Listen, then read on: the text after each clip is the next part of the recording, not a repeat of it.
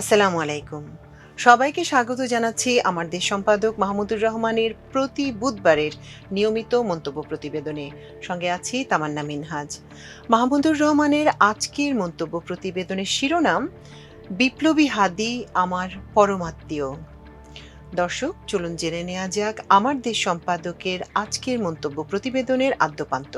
ওসমান হাদির সাথে আমার প্রথম পরিচয় ভার্চুয়াল জগতে। আমি তখন তুরস্কে নির্বাসিত। মালয়েশিয়ার ইসলামী বিশ্ববিদ্যালয়ে পিএইচডি করার সময় বেলাল এবং আরিফ নামে দুই প্রতিভাবান দেশপ্রেমিক তরুণের সাথে খুব সখ্যতা হয়েছিল। ওরা এখন লন্ডনে। আইআইইউএম থেকে গ্র্যাজুয়েশন করে লন্ডনের বিখ্যাত সোয়াস অর্থাৎ school of oriental and African স্টাডিজে মাস্টার্স করে এখন সেখানেই পিএইচডি করছে। ওরা একদিন ঢাকার রাজনীতিক এবং সাংস্কৃতিক অঙ্গনে ফ্যাসিবাদের বিরুদ্ধে যুদ্ধরত কয়েকজন তরুণের সাথে জুম মিটিংয়ের প্রস্তাব করলে আমি সম্মত হই। ল্যাপটপের স্ক্রিনে সেই প্রথম অগোছালো চুলের হাদিকে দেখলাম। চমৎকার গুছিয়ে সেদিন কথা বলেছিল। আমি চরম অন্ধকার সময়েও দেশের ভবিষ্যৎ নিয়ে আশাবাদী হয়েছিলাম। মনে হয়েছিল ভারতীয় সাংস্কৃতিক আগ্রাসন মোকাবেলায় এমন টগবগে তরুণের দলই তো দরকার। ইনকিলাব মঞ্চ নিয়ে ওর স্বপ্নের কথাও বলেছিল। এরপর যেদিন নির্বাসন থেকে ঢাকায় ফিরলাম, হাদি দলবল নিয়ে হাজির হয়েছিল বিমানবন্দরে।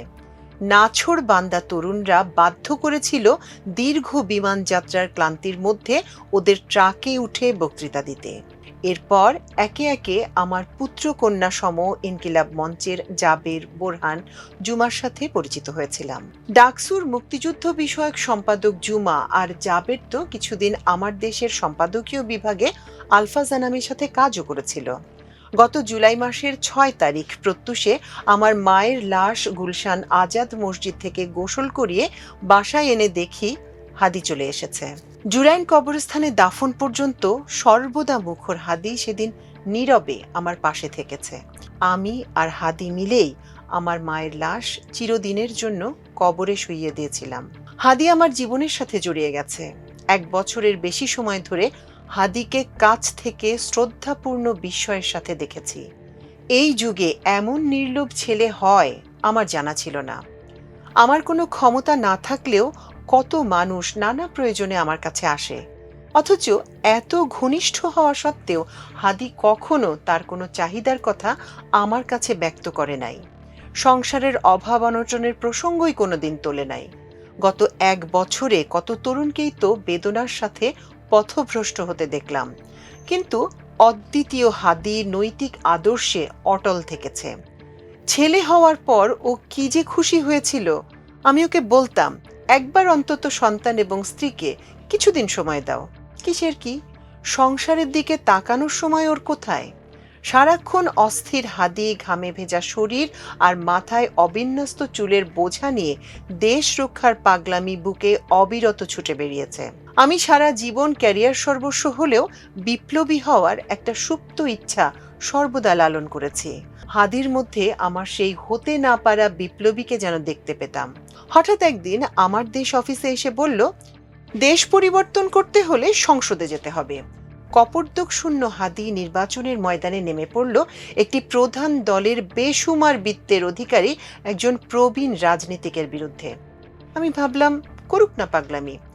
অসম্পূর্ণ জুলাই বিপ্লব সম্পূর্ণ করার জন্য সংসদে তো আমাদের হাদিদেরই প্রয়োজন। হয়তো ওর প্রবল প্রতিদ্বন্দ্বীর অর্থ এবং পেশির কারণে ভোট যুদ্ধে পরাভূত হবে, কিন্তু জাতিকে ওদের প্রজন্ম যে বার্তাটি দিয়ে যেতে পারবে সেটি রাষ্ট্রের পরিবর্তনকে অবশ্যম্ভাবী করে তুলবে। আমি মনে করি হাদি সফল হয়েছিল। মাত্র অল্প কয়েকদিনের নতুন ধারার ক্যাম্পেইনে রাজনৈতিক এস্টাবলিশমেন্ট রীতিমতো কেঁপে উঠেছিল। ও জীবনে ইম্প্যাক্ট তৈরি করতে চেয়েছিল। আল্লাহ হাদির মনের আশা পূরণ করেছেন। হাদি আজ আইকন হয়েছে, কিন্তু আমরা তো এমন ইম্প্যাক্ট চাই না।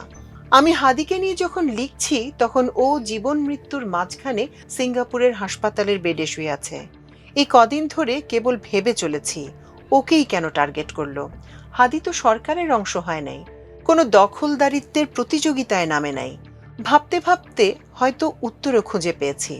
হাদি টার্গেট হয়েছে কারণ সে অনমনীয় দৃঢ়তায় ভারতীয় আধিপত্যবাদ ও আওয়ামী ফ্যাসিবাদকে প্রতিরোধ করতে চেয়েছে।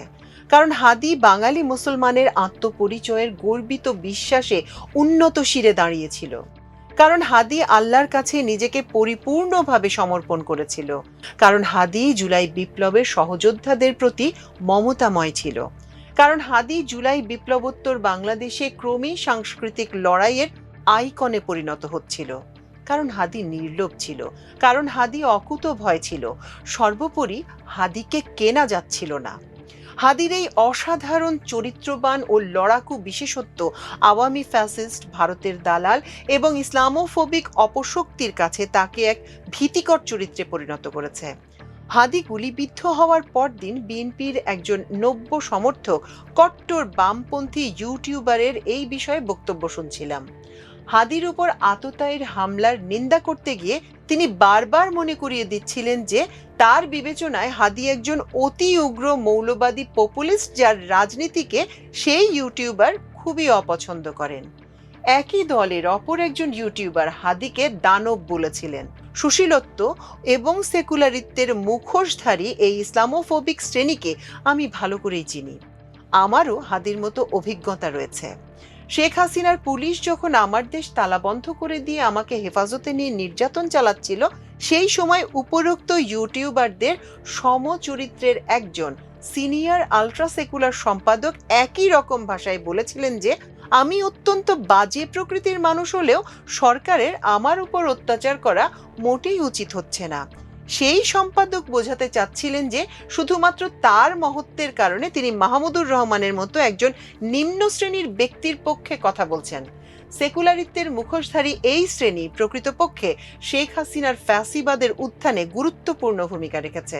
এরাই এখন দল বেঁধে বিএনপির ঘাড়ে সওয়ার হয়েছে। হাদি এদেরকে কালচারাল ফ্যাসিস্ট নামে ডাকে। ইতিমধ্যেই ভারতের ক্ষমতাসীন কট্টর হিন্দুদের দল বিজেপির সমর্থক মিডিয়ায় দাবি করা হয়েছে যে বাংলাদেশে অবস্থানরত ভারতীয় গোয়েন্দা সংস্থার আততায়ী দল হাদির উপর গুলি চালিয়েছে। সেই সব মিডিয়া আততায়ীদের অভিনন্দন জানিয়েছে। ওরা হাদিকে ভারতের স্বার্থের জন্য বিপজ্জনক ঘোষণা করেছে। হাদিকে নিয়ে চরম মুসলিম বিদ্বেষী বিজেপির মিডিয়া এবং বিএনপি সমর্থক থিঙ্ক ট্যাঙ্কের একই ধরনের মূল্যায়ন নির্বাচন পরবর্তী বাংলাদেশের চিত্র খানিকটা প্রকাশ করেছে। নির্বাচনী তফসিল ঘোষণার পর দুটি তাৎপর্যপূর্ণ ঘটনা ঘটেছে, যা কাকতালীয় ভেবে নেয়ার কোনো সুযোগ নেই। হাদির উপর আততায়ীর হামলা নিয়ে লেখার পর এবার দ্বিতীয় ঘটনায় যাচ্ছি। তফসিল ঘোষণার প্রায় সাথে সাথে আন্তর্জাতিক গণমাধ্যম রয়টার্সে বাংলাদেশের প্রেসিডেন্ট শাহাবুদ্দিন চুপ্পুর একটি সাক্ষাৎকার প্রকাশ করেছে।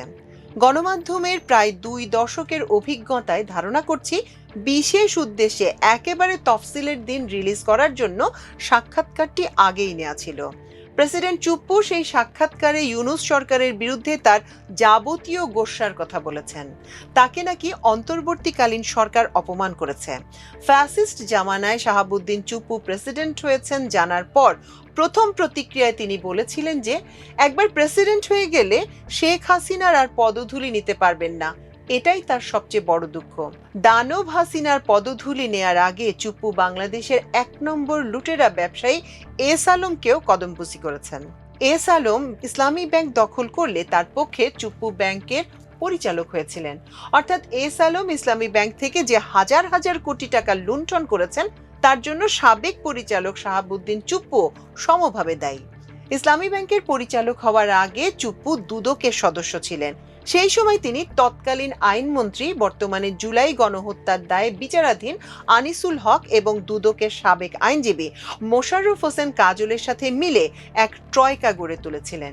সেই ট্রয়কা বেগম খালেদা জিয়া সহ বিরোধী রাজনৈতিক দলের নেতৃবৃন্দ এবং ভিন্ন মতের ব্যক্তিদের ভুয়া মামলায় জেলে ঢুকানোর পাশাপাশি দুদককে অঢেল সম্পদ বানানোর মেশিনে পরিণত করেছিলেন।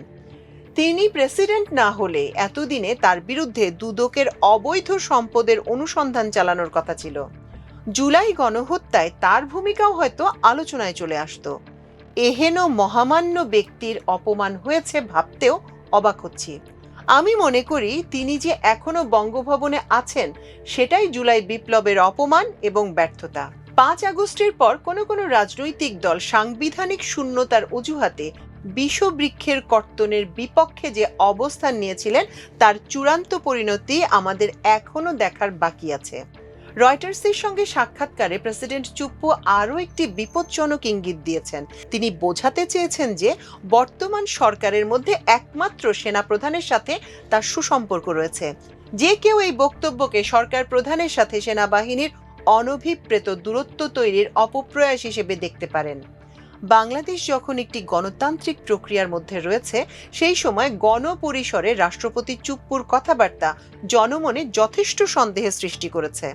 এদেশের নাগরিক হিসেবে আমরা আশা করব যে বঙ্গভবন এ ব্যাপারে দায়িত্বশীলতার পরিচয় দেবে। আমি পূর্ব থেকেই বলে আসছি যে শেখ হাসিনা এবং দিল্লিতে তার প্রভুরা বাংলাদেশে একটি অবাধ, শান্তিপূর্ণ এবং গ্রহণযোগ্য নির্বাচন আয়োজনে সব রকম বাধা সৃষ্টি করবে।